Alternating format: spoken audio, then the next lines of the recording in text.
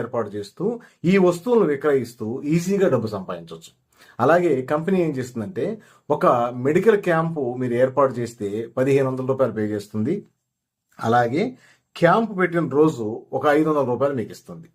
అలాగే commission, incentive, అలాగే bonus ఇవన్నీ మెన్షన్ చేస్తుంది. కంపెనీ ప్రొడక్ట్ మీద మీరు సేల్స్ అయితే దానికి సంబంధించి చేస్తుంది.